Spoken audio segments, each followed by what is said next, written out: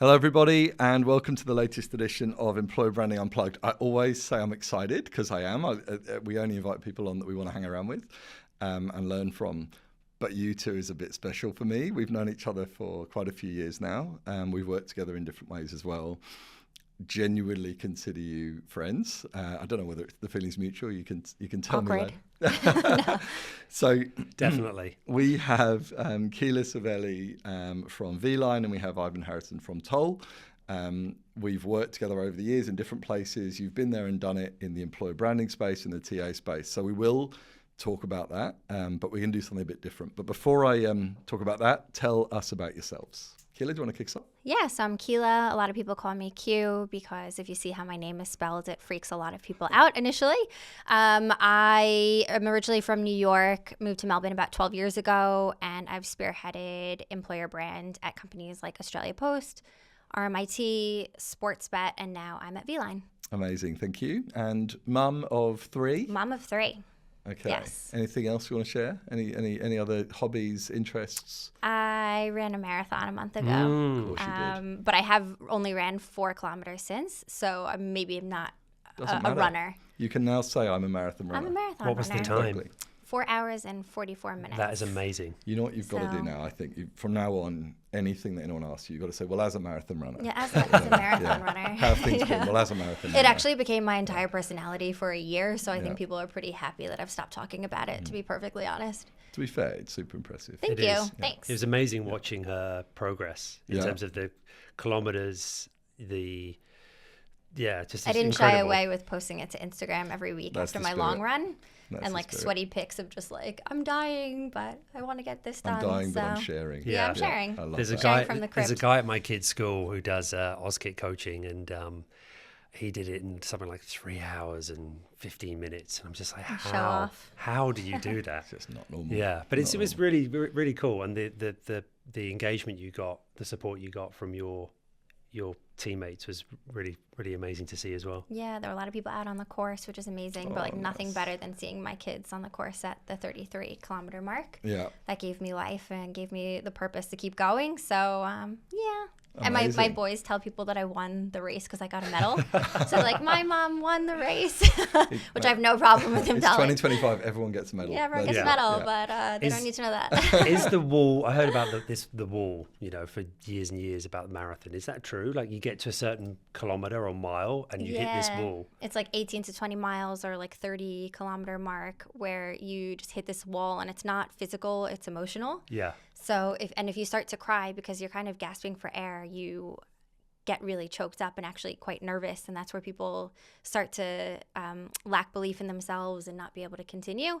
That's also where you see a lot of like the stronger people physically on the side of the road passed out or throwing up, and it's like pretty startling. Oh But my God. Wow. thank Yeah. God my family was there for me, so I didn't hit the wall at that point. But we didn't introduce you. Who are you? No, Let's do exactly. that. Exactly. Yes. I'm someone that's not done a marathon before. I think with my ADHD brain, I feel that unless it was somewhere spectacular, I think I just get bored. Yeah. Like Yeah. you said, it's a mental game, right? I don't know mental. what you did to sort of keep, stimulated and sort of keep going. But for me, I think, I just get so bored. 26 miles. I just, probably veer off, go to the pub, get back on. But yeah, Ivan Harrison, also known as Harry. Mm-hmm.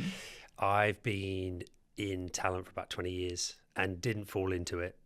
Purposely got into it, loved working with people, occupational psychology, what made people tick. And I thought, you know what, apparently there's good money in recruitment, which certainly is not the case for internal recruiters. But yeah, certainly around sort of, changing people's lives. I know that's a cliche, but yeah, for all things from employer branding, assessment, onboarding, can obviously make the difference to someone's journey of, hitting the ground running and enjoying their job. So yeah, working at Toll at the moment, big defense contract. Shout out to Jess Gibson-Jones, talent leader of the year, who rightly deserved it. I heard she's an absolute legend. Yeah, she's brilliant. She's brilliant. And yeah, so this 10-year contract with Toll, with defense, hiring about 800 people Wow. between September and March. So Okay. there's a lot of recruitment going on. So I've just come on board to sort of help out and, try and sort of influence and plant some seeds around employer branding Yeah. and recruitment marketing as well. Amazing, thank you. And I'll say this, and I think I said this to you when I first sat down and had a beer with you. Yeah. I genuinely believe you're the most passionate TA person I've ever known, so, and the most curious. You're interested in the trends, you're tracking everything, you spend infinite amounts of time looking at this stuff and then commenting on it, which is something I envy very much, value very much. I have a lot of energy for other things, but I'm not as persistently curious as you are. And then we have Q. So Ivan known as Harry, Quila known as Q, Mark known as Dickhead, whatever. Mark. Whereas with you, again, there's a lot of people who talk. There's a lot of people who put this out. You've done it. You've been there and done it in lots of different environments. And you seem to always be able to build teams around you, under you, alongside you, above you, whatever, who are inspired by employer branding. And I'd say that's probably one of the biggest challenges I think employer branding folks have. Not only explains to people what it actually is, but inspiring people to give a shit and to care. So excited to hear what you have to say. All right, we're going to jump in. We'll have some more. We'll do a bit of in-depth discussion, but Ivan actually came up with some good ideas for this that I couldn't. I knew I was going to call the blame. I love it. I was going to say to you before, please can we not? Please can we not mention it's me, just in case it's really bad and goes terribly. No, it's really bad. I'm I like it though. Good positioning. The first game is in 3 words only. So I'm going to mention 3 different phrases, and I'd like to get your take. And let's see where it goes. So in 3 words only, employer branding today. You go first. I want to hear yours. Okay. For me, there was lots, right? And obviously, I try not to talk too much. But I guess where things are at, I think both in Australia and globally, I'd say 3 words only, dude. 3 words. That's it. I'd say misunderstood, singular, and opportunity. Amazing, thank you. And how about you, Q? Mine is aligned to community. Oh, nice. So you went with the phrase. Interesting. Yes. Okay. I didn't for other ones, but for this one I did. Tell me about aligned to community. I've thought about where I've done my proudest work, and it's when you're really collaborating with other areas of the business to fix a problem, and that problem is usually to hire a specific community, whether that's more women or more members of First Peoples or whatever the community is that you're looking to attract.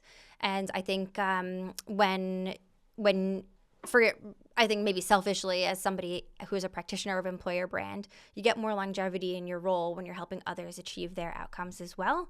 And that builds better business outcomes too, bringing diverse people into an organization. So I think that there's longevity for me as a practitioner, but also longevity for a business, getting the right people into the business. Yeah, it's an interesting phrase, given everything that's going on for everybody at work, humans at work, humans at life. I mean, with geopolitical factors and economic factors combined with AI and everything else, we've got to make a decision, not just where am I going to work.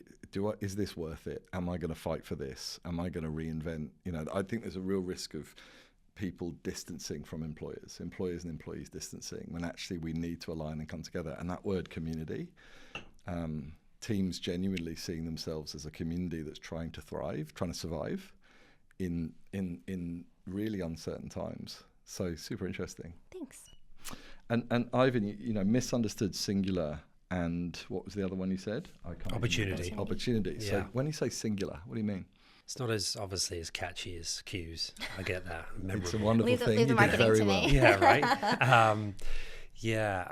Misunderstood. Singular in terms of where I've worked at previous organisations going in, and I've been very fortunate to help build some sort of employer brands. Certainly in terms of what we can try and control in terms of the narrative that's already in there in the marketplace. We all know, whether you like it or not, you have an employer brand, right? Absolutely. So for me, the singularity part is that there's, from C-suite to people in HR, there's this misconception that employer brand is all around attraction, rather than it being more of a holistic approach. And I feel that if we can move away from that, it could be sort of better invested, I totally agree. I think it's interesting. It always interests me when agencies, again, we're an employer branding agency in lots of senses, although I think we're a little bit different. Yeah. But they always say, when the market goes down, when there's less recruiting, they'll go, employer branding is now about retention, engagement. It is always about engagement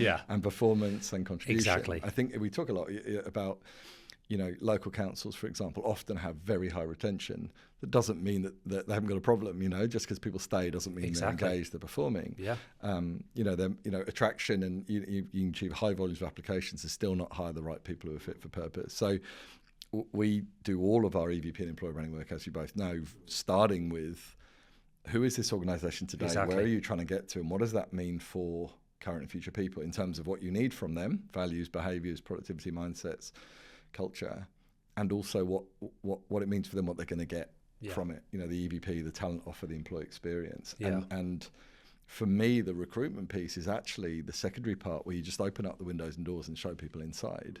That said, it needs deep strategy. It needs to be done properly to convert to TA results.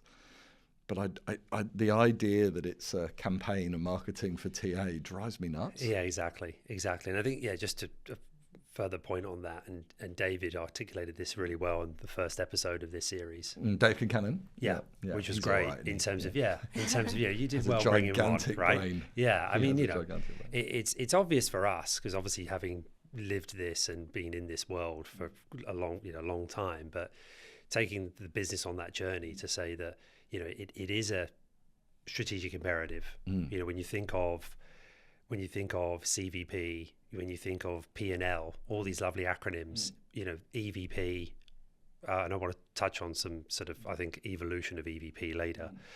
But for me, EVP is always inside out, not outside in. Yeah. Like you both obviously have said, in terms of what is the culture, what is the reality that we're actually being able to promote, and then segmenting that by audience, by location, by role. So for me, it definitely needs to be a strategic imperative, and I feel like it's just perceived generally.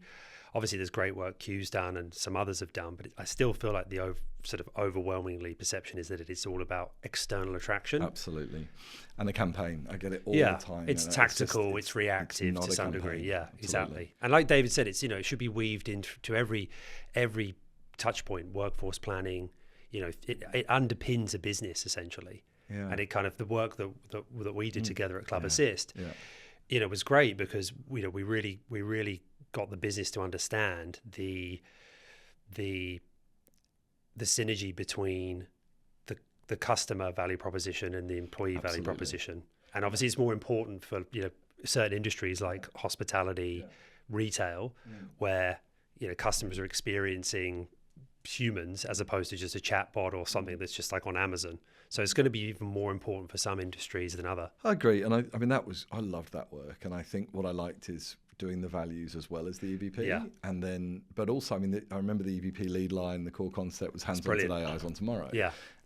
We start with what is the business problem we're trying to solve. And part of this was we're building the plane while we fly it. We have a solid established business. We've got a lot of work to do every day, but somehow we need to reimagine and recreate this business into a new mold. And the hands on stars tomorrow was told that story, and it told it in a way that anybody could relate to without being a poet. I tell you why it was brilliant, because again, someone in terms of opportunity, and we think about impact. And I've had discussions with many people who are far more intelligent and knowledgeable about employer branding and talent than I am.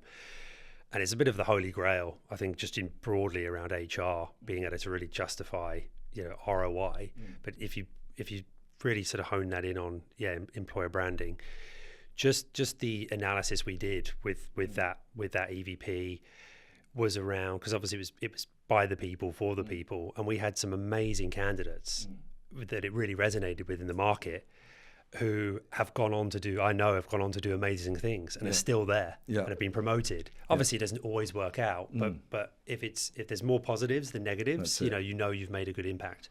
Amazing, thank you. I'm going to move to the second one, and I think we'll just stay here till 2 a.m. Right? 3 words, right? Q, 3 words only. The future of humans at work. Bots best friends. Tell me again. Bots best friend. I love it. Tell me. So I was actually going to talk about this a little bit later, but I went to a lunch and learn with MBA, Marin. Boydan. Yes.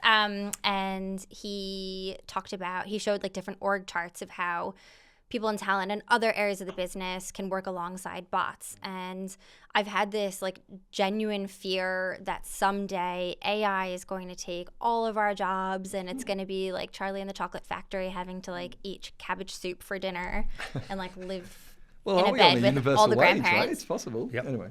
Look, it is possible, but I think it also gave me hope where you treat bots like they are headcount, like they're other people, other individuals.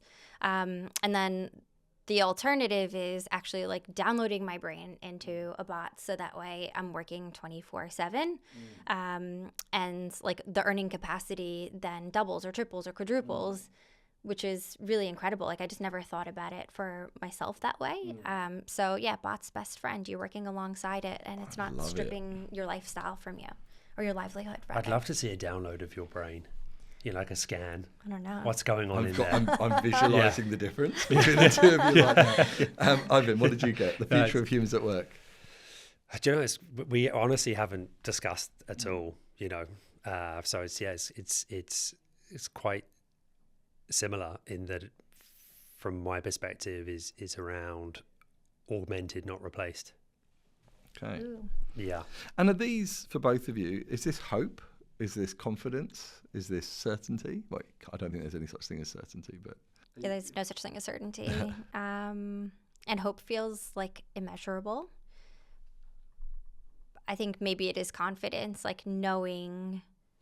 Maybe because we are in an immature market in Australia, that might actually serve us, where we can see the wins and the failures internationally of how AI is replacing staff and then learn from it. And I think the same. It's a luxury. Branding. I think it's interesting you talked about this, what employer branding could and should be. I always say that, Australia and New Zealand are immature markets for employer branding compared to Europe, UK and US. But I don't think any of those territories have gone in a really meaningful way with EB. They've turned it into campaigns and metrics, when actually there's an opportunity in a smaller market that is Australia and ANZ that hasn't yet made those mistakes to keep it so real and link it right next to organisational performance. Exactly. Real stories, real people, right? Yeah. Well, what I find inspiring about overseas is that their teams are huge. Like you see employer brand teams that there's dozens and dozens of headcount on a team, and they're starting to look at not just like the candidate experience, but the employee experience too. And they really take on that workplace experience role as well as the campaign. So they'll have a team dedicated to the campaign work, but they've got a team that's doing portions of their team doing so much more, all the way to the leavers experience and then the alumni experience for the people that you want to bring back into your org. And I think that's really inspiring. It's an interesting piece, isn't there? Like I actually recorded an episode earlier today with Megan Michaels, who runs employee brand. She does employee experience. She's who I'm thinking about too. And she's employee brand and employee experience. And another amazing human being. And working with Agatha, who obviously we both know well. She's beautiful and brilliant. But what's interesting there at Bupa is you've got an employee experience team, an employer brand team. You've got got lots of different teams, and that's what I see in the US and Europe and the UK. And I won't speak about her area because I think she's actually nailing it, and together they're doing really, really well. We've just done their EVP and they're about to launch, which is exciting. But my concern is that when you have swim lanes like that, I mean, it's like, well, what's the role of employer branding specifically if you've then got a team doing this and this and this? We work with some smaller organisations. If you've got 1,000 people or 300 or 500 people, there's a few people in P&C that are doing everything. And while that's limiting in some ways, it actually makes this easier to sit employer branding right at the heart of culture and employee experience. But it's hard when you've got all these different verticals. It's the same bullshit everywhere. Like, excuse my French. Like, I think... Like, it doesn't matter what team you're talking about or what department you're talking about. There's always going to be silos. I've never worked in a company that's collaborating perfectly. No, it's always on the engagement survey. It's always scored lowest and the desire is that I want to collaborate more with other teams. That is in every place I've ever worked. Yeah. So it's not unique. But I just wonder about, I hear you completely, and we find the key ones are systems and communications. They're the two that everybody hates wherever they work, right? Yeah. But, and always needs work. And part of the thing, by the way, for me, communications is that comms teams often think, we need to tell people more things, and that's not the answer. It's conversations, not communications. Exactly, yeah. But I just wonder about in this fight that we have to justify EB, to show what it is, to really embed it, we're trying to, by default, it encroaches into lots of areas. It overlaps with lots of things. And I just wonder, I certainly couldn't work in a very large organization in an EB function in a narrow lane. Yeah, I mean, my role has expanded to look after social inclusion as well. I saw that. Yeah, which like dips Exciting. into DE&I. And I've done that for the last 2 organizations that I've worked at. And I think that's where employer brand is leaning. And that's part of the reason why my first answer was about like thinking about the communities and inclusion, because that's how you get the best business outcomes, and that's employer brand's role. It's not just to hire en masse. That's not the problem that we're looking to fix. We're looking to hire the right people into the organization. Sometimes I think the B word is the problem, brand, and I bear in mind I put that in my company name, because as soon as people hear that, it's like worse than the F word. They think of Well, they think that you do fonts and colors. They don't think that you do the marketing. But actually, but also at the same time, brand so encapsulated. When you understand that brand is experience, Reputation, and emotion, feeling, and action, exactly. and compulsion to do something. Yep. Then you get it, and brand captures it beautifully. But there's so much connotation around that. I think, to your point, Mark, around this, and you as well, Q, around resourcing and the size of the business or the size of the EB team. I think there's pros and cons. It could be a nice problem to have if you've actually got lots of investment and specialized people, or conversely, if you're a smaller organization, you've got one HR person, maybe one TA person who sort of, looks at, you'd hope, employer brand strategy, EX, everything. I think, it just comes back down to the overarching business strategy. What are we trying to solve? What are we trying to achieve? Who's doing what? Where do we need to? The RACI matrix, right? Standard project management. Who needs to be informed, consulted, who's responsible, accountable. Yeah, I think if you can get those sort of basic guardrails in place, have good working relationships with, as you said, comms, marketing, EX specialists, L&D specialists, you can make some good progress, rather than people feeling sort of siloed and needing to protect their areas. Yeah, I'm really learning that where there are a lot of people involved, you really need, and I think you have this brilliantly, those skills and that ability to build relationships and so on. All right, let's go for the 3 words only. Last one. What makes for a great employer in 2026, according to you two? What are the 3 words you pick? I went for, look, for me, I feel it's sort of the same as it's always been, and even more so needs to be, which is around clarity, care, and consistency.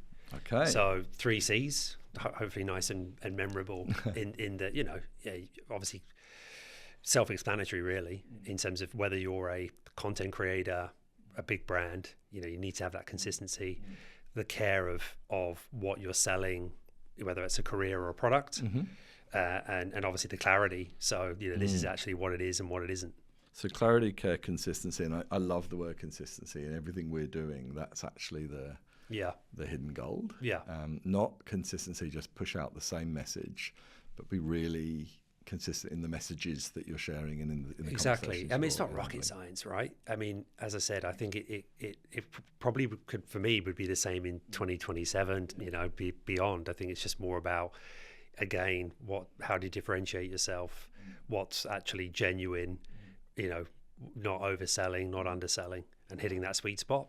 Fantastic, thank you. And Q? So I messed this one up. I read it as what makes for a great employee in 2026. But you know what, we'll take it. I wrote pace, communication, and hunger. Okay. The best people that I've ever hired or worked with are just naturally doers. And they work at a pace that gets stuff done. They put out great work, and they communicate the whole way through, so everyone knows what they're doing. Our stakeholders are well informed, and they've got this genuine hunger to be competitive, to be the best, to want to, not just like win the awards, but get good stuff out to our team, so that way we can do our jobs. Be progressive. I mean, you can flip it around and easily say that for an employer as well, Yeah, you work for an employer that allows you to be that. Yeah. Which would be great. But I do also I personally require an employer that is compassionate, and that's very much the words that you offered, like that genuine care for their people. Like that needs to be demonstrated every day. and not just when they Exactly. feel like it, which is the consistency as well. Yeah, whether it's a job or a product, right? In terms of what you're selling, you know, it needs to be, there needs to be some level of guarantee that this is, you know, what you're getting. For what it's worth, I'm coming at everything I do as the employer branding culture stuff, and that's the consultant, if you like, as a dad of 2 young kids coming into the world and coming to the world of adults and whatever else, and then as a CEO and an owner of a business. And I'll if it's okay, I'll give you 3 from me, but about the employee. The first for me today and in 2026 is gratitude. The second is drive, and the third is 2 words, it's critical thinking. And they're the 3 things that I'm looking for as an employer, and I think that we're going to need in order to get through this next chapter, everybody at work. So gratitude is an interesting one. It's not about people just being meek and just thankful, but I think we've gone through this talent boom and we've gone through a lot of change, and I always say the greatest enemy of really supportive, progressive leaders and organizations is entitlement. Yeah, and lack of recognition. Yeah, but I feel like too many, I was talking to somebody about this earlier on, when you're an employer that's really supporting people and helping them and giving them lots of opportunity, and I'm seeing reasonably too commonly that actually that it doesn't then flow to a beautiful balance. It flows to the employee actually becoming a little bit sheltered and entitled and not so grateful because they've lost sight of what's there. Now that's really negative. I think there's a load of positive stuff out there. But how do you get that balance? And for me, actually, the challenges and the uncertainty give us the opportunity to really build contribution, because it's not enough to feel valued. You've got to feel valuable. So I think gratitude is an interesting one. I want every employee in my business, I want every employee in my clients' businesses to say, I'm glad I'm here. Yeah. It doesn't mean you've got to be doffing your cap and bowing down and saying thank you so much, but it's just saying, I'm glad I'm here. Yeah. The drive is the sense of I'm of consequence here and I want to go and make things happen. But the critical thinking is the one that concerns me most, given AI and what's happening. Yeah. I'm seeing less and less evidence that we're growing critical thinking across our workforce. Yeah. What's your take on that? Yeah, I agree. I just want to say we'll give you the critical thinking as a 3rd word. Thank you. I appreciate hyphenated. That. Yeah. Oh, good. Right. Just like squish it. Yeah. Critical thinking. Say it really fast. Crit think. Yeah. For me, I wrote about this when ChatGPT came out, and we're seeing it. I think it was MIT or one of the big. Did you point to me because I'm so smart and I must have gone there? Right. Or is Exactly. it because I'm American? Both. Yeah. Right. MIT did a recent survey where I think for some of us it's just logical in terms of us not. There was the MIT research was around. They gave it was 3 or 4 groups.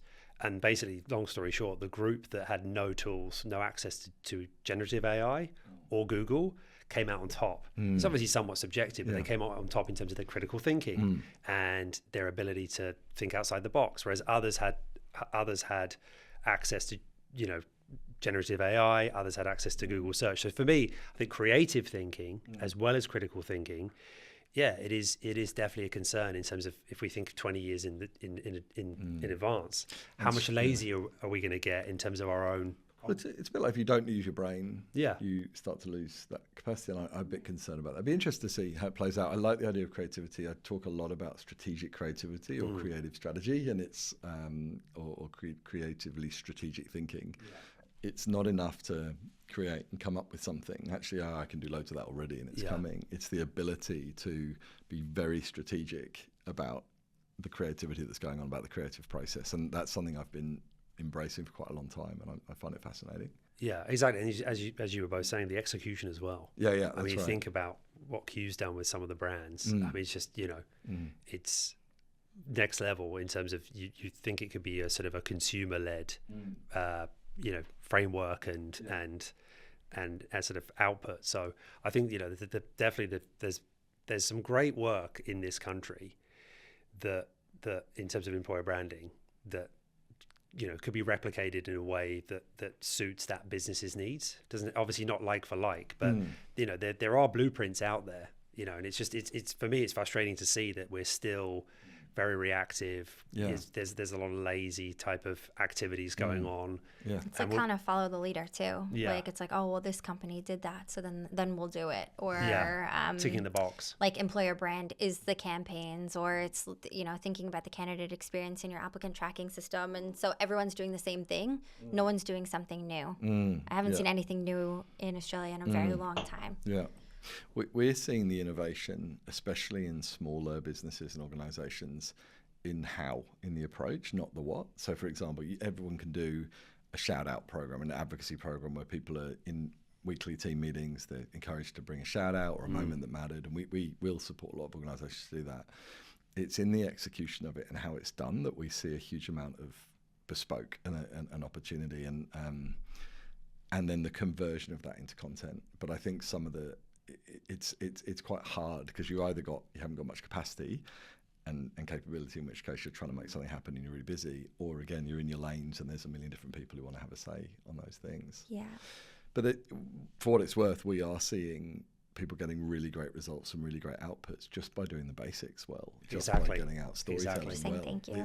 It's interesting. Like, yeah, exactly. Saying thank you, listening to people. We always talk about people always say when we do careers videos, we can't get anyone to want to be in them. And I say it's because the first thing you ask them is, will you be in the video?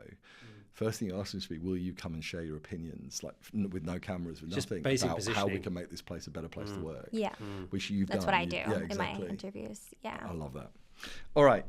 Next activity, game, challenge, room 101, Ivan style. Kill, keep, or evolve. I love this. So I'd like you each to share one thing in the employer branding, talent strategy, culture space that you'd kill, bin it forever. Yeah.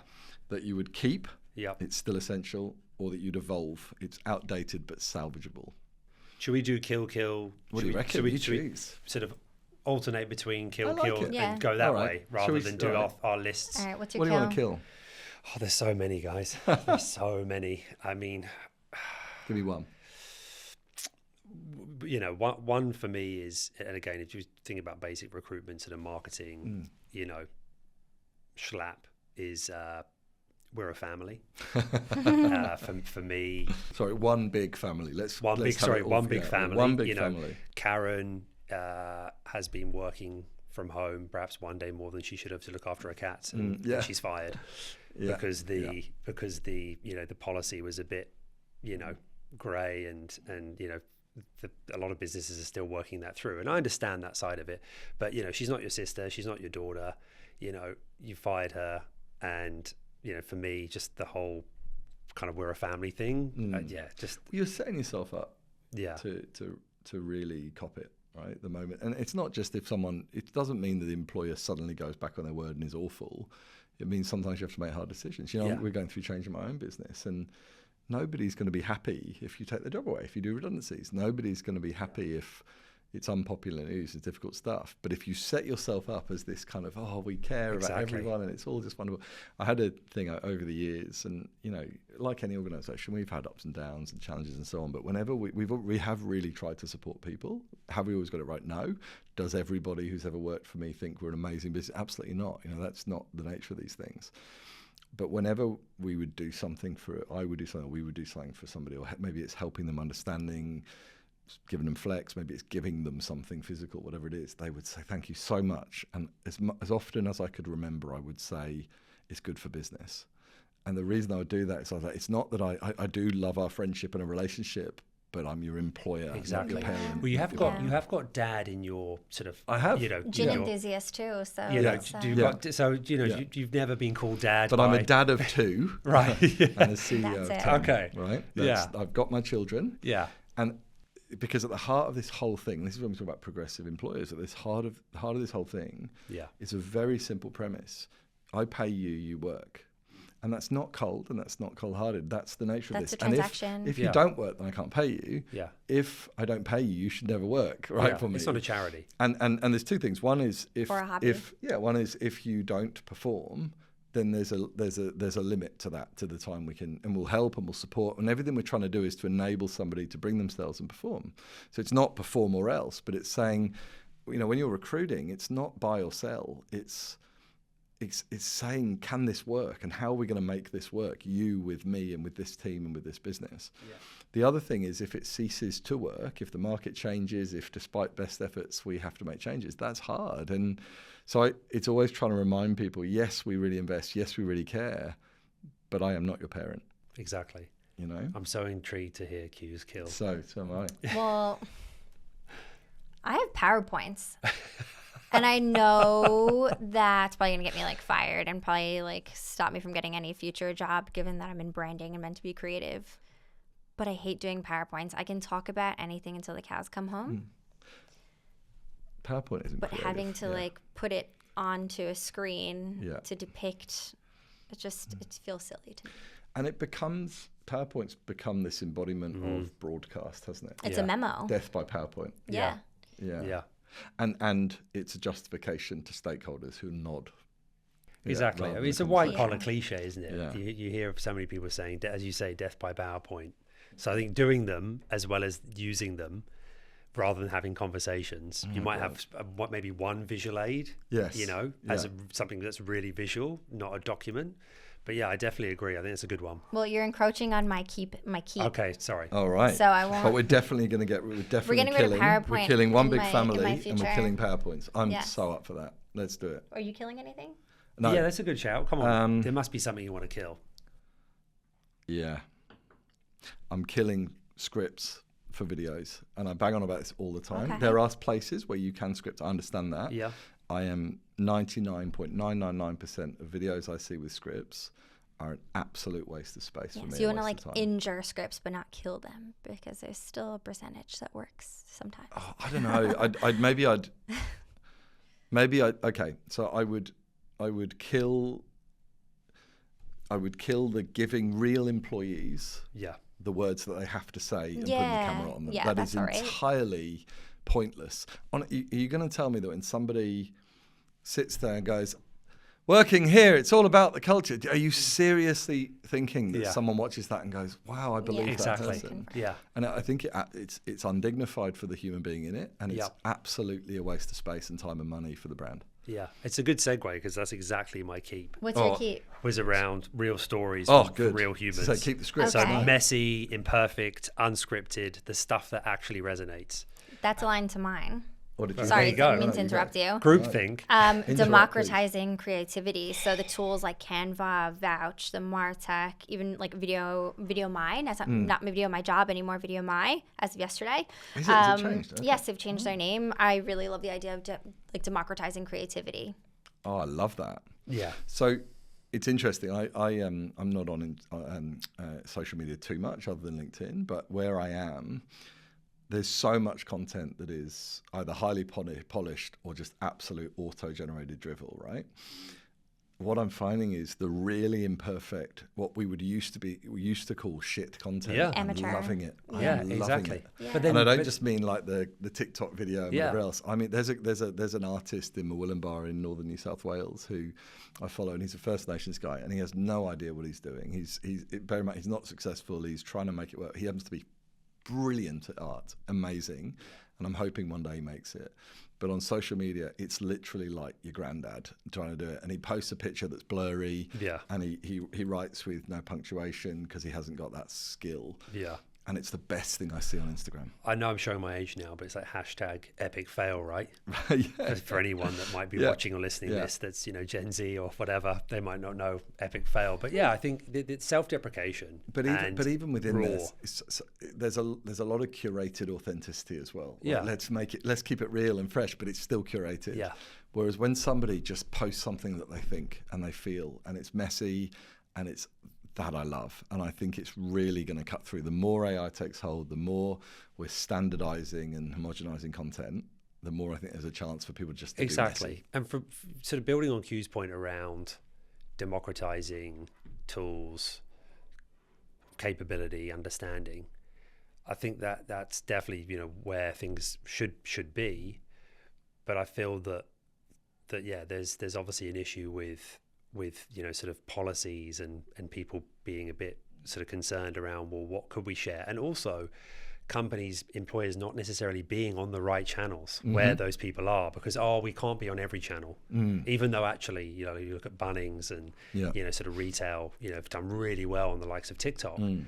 There's lots of other brands in Australia that have no type of talent marketing content on TikTok. Well, there's also like a lack of trust in the employees to do the right thing or to be on brand or be the tone of voice or to make sure that they go through the training. But I think that these pieces of tech have really built in the guardrails to make that safe. Yeah. And then also like the people that need to check everything before it goes out the doors, they have all of that built in, which is why I appreciate it, because you put the creativity in the hands of the employee, but also have the checks and balances Yeah, I that you like need. that a lot. And I agree with you, make it as easy as possible. The point about the channels is really interesting. This is the whole principle of marketing is be where they are, right? Yeah. Where AI is heading, though, I'm wondering whether that's even going to be needed. You know, AI, it's going to find you. It's going to find it. Yeah. And actually, I think employer branding, for what it's worth, becomes even more important and prevalent in putting out really clearly your story, consistently telling that story, and the world will find you because the tech is going to bring that to them. Yeah, I think that there's like such good use of AI, and then there's use of AI that makes me just like shut down all of my apps, and I'm just like, I can't watch these silly videos anymore on Instagram of like an earthquake in my backyard, and like I actually like I watch it, I'm like, what did I just watch? But there's the that point. Is not real. You create your own content, but I'm saying that the actual the vehicle, the taking the content exactly to the programmatic user side is just going to happen. Yes. You the look at targeting now, side. Google now, and you get the AI results, right? And that's screwed up SEO, right? Where's SEO going to go? That's true. Stuff. That's It's going to get really interesting. Yeah. All right, what are we evolving? It's outdated but salvageable. Oh, okay. So I'm shooting myself in the foot right now, and I'm giving the world a $1,000,000,000 idea. Mm-hmm. Oh I'm really upset about this. This is a moment that I'm going to regret. But I think a lot of people know that I love doing EVP research in-house. I like doing it myself, or at least with some of my team members, because then that's how I get to meet all of my employees. But I do it in this like scrappy, ugly Excel spreadsheet. I wish that there was a technology that I could input people's names. I could input their department, their role type, all this kinds of content that I put into this Excel spreadsheet that then is a place for me to take my notes during the interview, or can host the interviews for me in some way, then consolidate everything for me, and then build my employer brand. And it's something that comms can filter into, whoever else needs to check all of the work to make sure that it's okay to go out the door.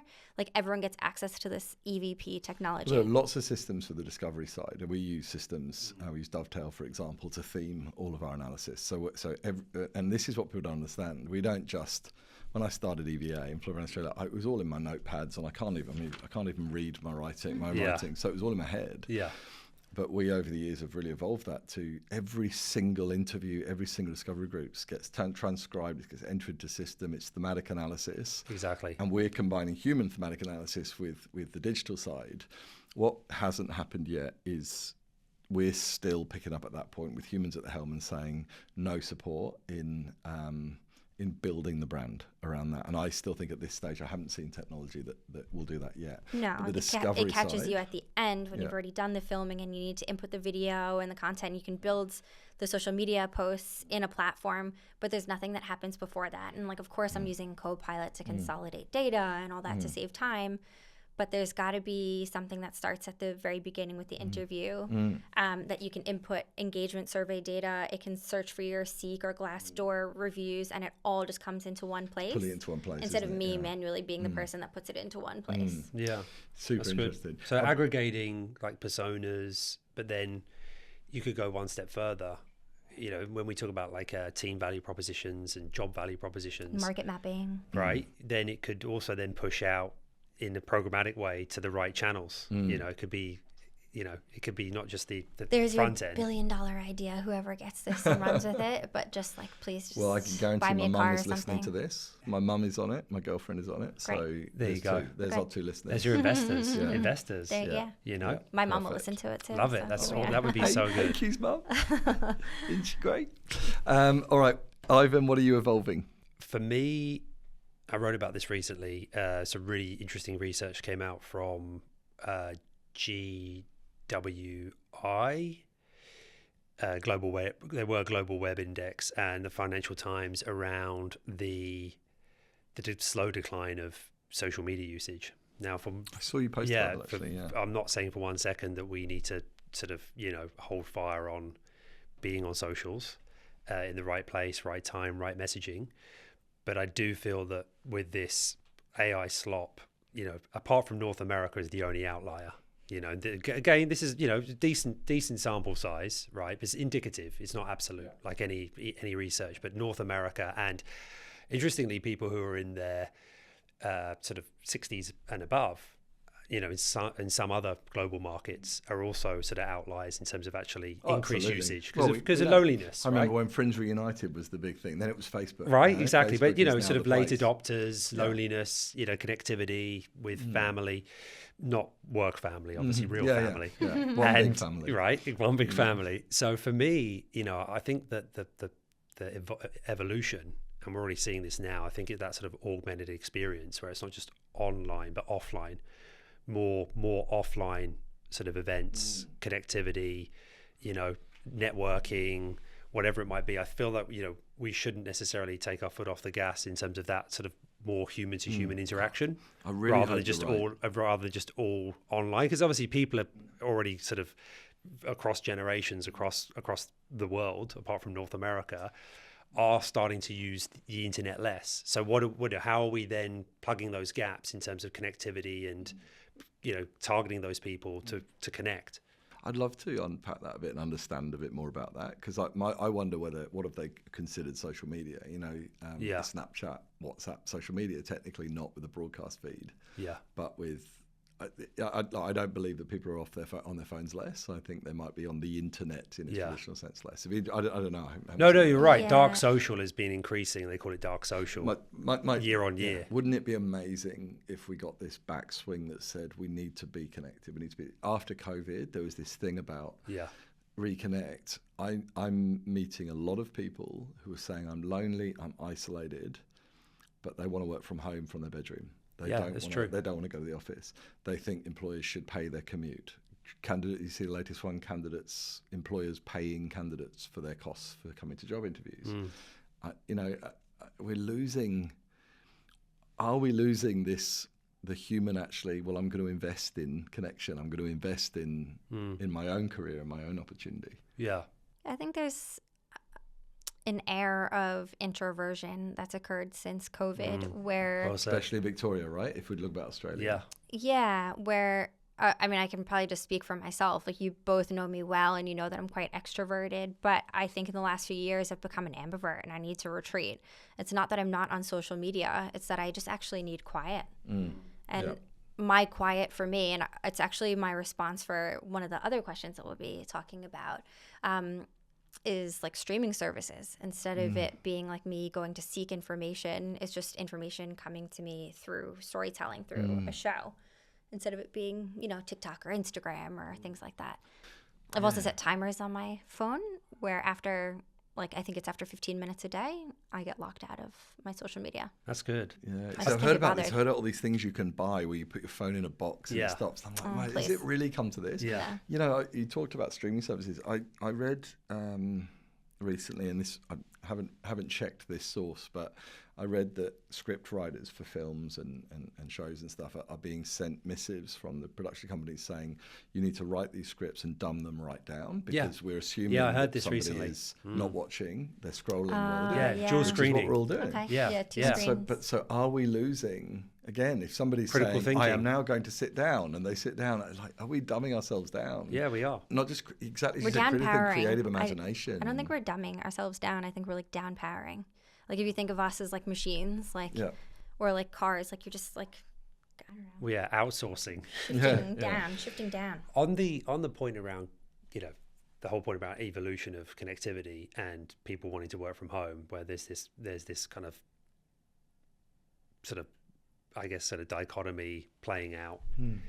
I feel that there's a bigger issue around, in terms of a work setting, certainly from my experience as an employee, people, even though we're ironically talking about downpowering and perhaps our brain shrinking and dementia setting on onset earlier in some instances, I also think we're waking up and employees and workers are thinking, well, what is in it for me? Why should I be sat at the desk if leadership isn't able to really evolve the value proposition and actually sort of offer a reason? I know that might sound a bit self-entitled and not being sort of, in terms of, as you mentioned, gratitude, but I've seen sort of, perhaps not in Australia, but other companies where they've done sort of 1 week sprints in a quarter where everyone's in, town halls, team building, and actually, trying to focus on solutions rather than... when I say gratitude, I don't mean gratitude, just be happy with what you've got. I don't mean that. See, when you say the word gratitude, there's this just be grateful for what you got. No. I'm not saying that. I'm saying experiencing that and feeling this is awesome and I'm empowered and I want to be. That's the gratitude I'm glad I'm to be about. here. Exactly. It works both ways. But yeah, I feel that I don't know, Q, whether you know any sort of companies getting that right in terms of, people, even just basic things like people going that are a couple of companies ago, you'd sit there and you'd be told, right, you need to do at least these amount of days. You go in and then you might be the only person. You can't even see anyone else on the floor. You hear that a lot. So I just think purposeful planning and connectivity in the office to actually make it more appealing. Yeah, absolutely. It feels, it's not a silver bullet, but it would help. What we're advising our clients on a lot, and I'm trying to do it in my own business as we, evolve what we're doing, is to prevent it being two sides. This idea of employer versus employee, manager versus employee, and when COVID hit, it was, how do we make sure they're working? Or what will it, when it was a talent boom, what do we have to pay them to stay? We need to stop this us and them. It needs to be, so we talk about getting a team around the table, and funnily enough, I'll be doing it with my team in January, is to say, what is the culture that you want, and what is the workplace that you want and that you need, and how are we going to build that? When we work on culture stuff with our clients team, you'll say, tell us what is the culture, what needs to happen culturally, and they'll immediately say, well, management needs to do this and they need to do this and that, and I understand that, and what we'll say is fantastic. What can you do? What can you do? What can you do? Which again, you're doing day to day. Yeah. In podcasts, you're not supposed to have big ums, but yeah, I think it's a luxury when you have a smaller business to be able to sit around the table and do that. When I've seen that done well in bigger organizations, it's usually a department or a larger team making like a team charter. We did that at Australia Post on the digital team, and we actually built our brand and our persona. So what would our persona be? What kind of car would we drive? What would be, this, that, and the other, that just like key features for this person, so we can all align to this one set of brands, this one value set for our team, and what we want our stakeholders to remember us for. And I think that's really a helpful opportunity for a team. There's so many places we go there. Again, we're doing a lot of work with organizations saying the talent team or the culture team, the P&C folks, team brand. And externally from a recruitment point of view, exactly. We are, if you're going to apply for a job with us, you're going to meet us, and it's really aligning that, which is really interesting, but also that internal piece. Yeah, and then there's the engagement survey part. So we've just gone through our engagement survey with my team, and then we kind of we talked about the top 3 things, the things that are so great, and then the bottom 3 things that aren't so great. And then there were key actions that came out to make it even better for the next year. But like, I'll be damned if it's all the leadership team doing all of this. Yes, there's things that we can do better, but I think each member of the team, if they want to drive their development plan, if they want to drive this or that or the other, like, it's them that have to actually raise their hand to do it. Well, and we will help facilitate. We will help coach. We will do all these amazing things, and we'll do it better this year than ever before because you've asked for it and you're showing genuine desire to want to get it done too. Yeah, it makes sense. Dave has taught me, and I absolutely fundamentally agree, L&D, your professional development, is the responsibility of you. Of the individual. Yeah. And yes, the organisation can support you and so on, but and it's interesting. There are lots of examples where you can put people on courses and conferences and so on, and they're enjoying the chicken and a glass of Prosecco at the end, but it's actually not improving them. How much at do all. they retain? What's the impact? Exactly. I've been saying this about whether it's events or L&D programs. Well, how are we measuring actual ROI and impact for that individual? And you have to come back and teach the rest of the team what you've learned, so everyone gets the value of you going and growing your brain. Especially when budgets are tight, right? Even all more right, so. I've got 2 more questions, the first one, give me a hot take about the future of employer branding. So what are you, either you've got one or you're hearing it that you're like, this is the thing. I would love to see more documentary style content, so longer form. Yes. We've seen this on Netflix in the past where they go into hospitals and show real doctors and follow them handling real cases. And I think that is such an exceptional view of employer brand. Not only get to see the hospital, you get to see the good days, the bad days. You get to see them actually doing the work and having the conversations. And I think that's just such a critical piece for them. And I'd love to see that done more broadly on those streaming services instead of thinking about bite size. Yeah. Take people through an entire journey, like a whole story. I am so all in on that. And the thing is that AI, especially as it gets better, is going to be able to help us cut and slice that and create snippets. That's one. AI can do that in seconds, right? Yeah. But it's the deep insights and familiarity with a brand and with an experience, and where you can dip in. For a long time, imagine we do 60-second videos, 90-second videos, constantly brand and marketing folks saying 15 seconds. I'm saying in some context that is required, but in others, people want more and they want depth. They don't want boring. So classic example, people say job ads have to be really short. I said, no, they don't. They need to be structured. For some audiences, actually length and more content is important, but it's about accessibility and navigability. But imagine episodes, like 28 minutes of watching a surgeon or a train driver or whatever. I mean, like, to the right person, that's really interesting. And again, you're not stuck with that length of content. If you've got a 20-minute doco, there are so many tools, and they're coming even more. I mean, how long before we can literally go, give me the 2-minute summary? That's it. Yeah, you don't watch it. You think the biggest podcast in the world of long form. This one. Right. Yeah. But This I can't claim Joe this. Rogan's got nothing I think on us. my auntie Brenda might dial into this episode. We shave his head, cigars. I just need hair like you. If I had hair like you. Everyone wants hair. I want hair like him. This is going to come up. Adam Gordon and Hung Lee's going to love that if they ever watch this. I think it came up in one of Hung Lee's podcasts about my hair, and someone messaged me and said, "Harry, they're talking about your hair." It's plugs. It's plugs. It's all, of course, turkey 3 times. Anyway, I was going to say I can't take this. And again, I don't know if she came up with this, but Charu Malhotra, who's an absolute awesome. brilliant legend in employer branding. It's quite a long time ago now, but talking about long form, and to Q's point around, actually, if people are interested in that, they probably will watch it all the way through. And to Charu's point, it's we've heard about being in a consideration economy, but actually it's more of a concentration one, right? Whereby if it is relevant to you, we can still concentrate. We are not all goldfish that would need 15, 20-second shorts. We can actually watch a podcast for 3 hours. Exactly. And it's about the stage. We always say, when somebody's scrolling through a job ad list, then of course, short and sharp and to the point, we talk about the key message. Yeah, bulleted info. But by the time somebody is considering working for you, if they're preparing for an interview with you and genuinely think this could be for me, like we say, this is a bigger decision than buying a car. Yeah, you feel like you can't get enough information. Like you scour the internet to find out all the details.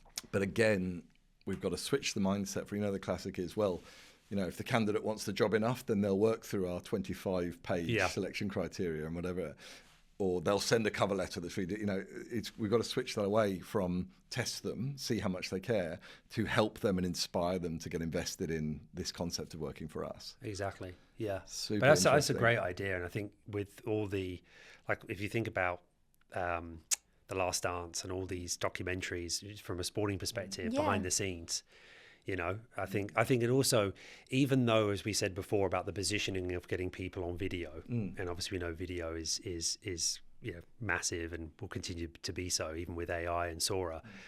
I think it can actually, if you get a few early adopters that could adopt that, it might actually help people to be more comfortable as employees or workers on video. Because it's, if you like the Kardashians, you probably just start getting used to cameras being around you. I think, it just, obviously, as you said, we've never. How much do you edit? How much do you sort of leave in? I don't find it that hard to get people to do video. But that's because you're you, right? Well, it's because I blue eyes. bribe them. That's right, and my imperfect hair. God, I love your hair. The bit that's interesting, I think we so often default to, I hear things like, oh, he's great on camera. And that instantly, I think, no, it's not about being really polished or looking great. It's not about I always say and are the most beautiful words in the language, because when I believe you when I hear that versus this perfect delivered version, it's not much better than the script. So I agree. I think people are getting more comfortable with camera anyway. Yeah. But I think part of it is, I genuinely, so I've said a few things that might seem a bit down on the future in this episode.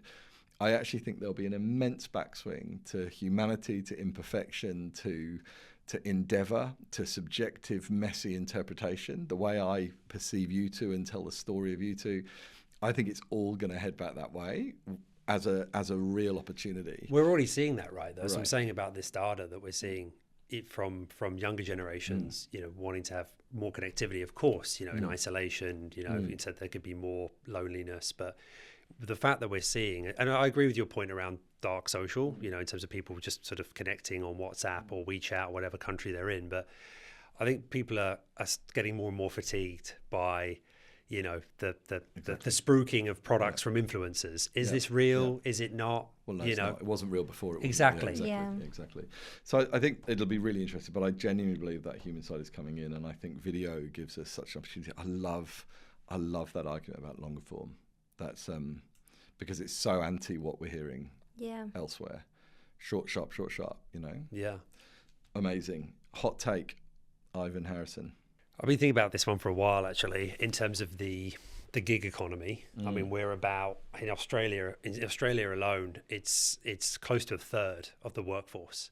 So in terms of sort of an augmented workforce, for me, looking at it in two parts, one being augmented is in, we've got more than just permanent full-time employees, right? Augmented workforce, contractors, temps, consultants coming in are working with multiple companies, word of mouth. They can be very powerful in terms of a proponent or a detractor. And just, thinking about companies that feel gig workers, whatever, think Uber, they need to be thinking also about what's the value proposition, what's the people proposition for people that are coming in. I get it. I get it's like D&I, gender. I get there needs to be a first cab off the rank. There needs to be a focus point. Otherwise you end up doing nothing. But I get that's why that's been, in terms of employee value proposition, it's been really more on the permanent side. But I think that, for me, there's that side of it, but also employer branding is having to evolve, whether it likes it or not, in terms of the augmented workforce and technology. People are going to be asking questions around, what am I going to be doing as a human versus what is technology going to be doing for me? Yeah. Right. So, really needing to think about that as a value proposition. Companies being able to go out there and say, this is what you're going to be doing as a human, and this is how you're going to be supported in terms of technology. And trying to build that trust, because we're going through that process right now of we're seeing companies cutting too deep.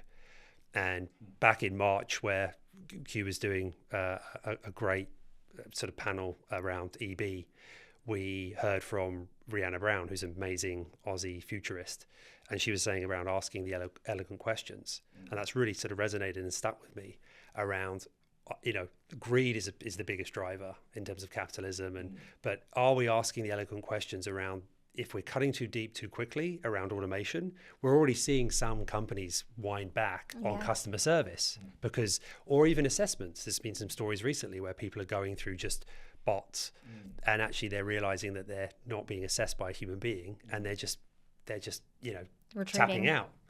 So it's getting to that balance, and it's going to be interesting. Hopefully the dust settles in a few years' time. Whereas to your point, I feel like my prediction is as well, beyond employer branding, is that I think people are going to be paying a premium for human experience.